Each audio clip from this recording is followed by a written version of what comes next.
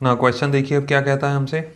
Estimate average drift velocity of conduction electrons in a copper wire of cross sectional area carrying a current of 1.5 ampere, assume electron density to be this value. देखिए सबसे पहली बात, calculate क्या करना है हमको, drift velocity, यानी कि हमको वी की वैल्यू बतानी है कंडक्शन इलेक्ट्रॉन्स का ड्रिफ्ट वेलोसिटी।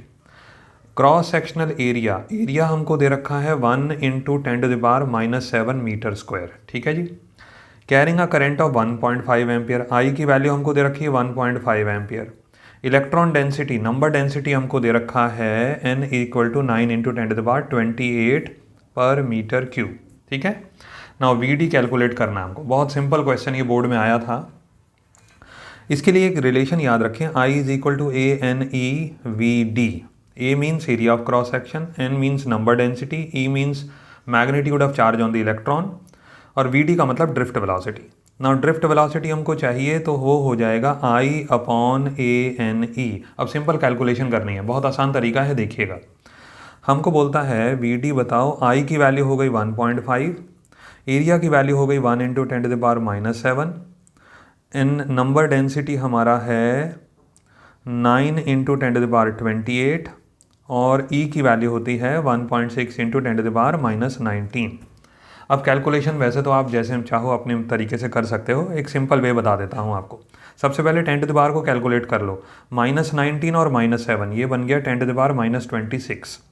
अब 28 यहाँ है -26, तो कैंसिल हो जाएगा, यहाँ बना 10⁻2। तो फाइनली जो हमको कैलकुलेशन मिल रहा है वो ड्रिफ्ट वेलोसिटी, यहाँ से डेसिमल से एक डेसिमल आप कैंसिल कर लो, तो यहाँ बना 15, नीचे 9 इंटू 16, 9 इंटू 16 इंटू 10⁻2। अब एक और तरीका सुनो, यहाँ ऊपर आया 15, नीचे 16 इंटू 9 हो गया 144 इंटू 10⁻2।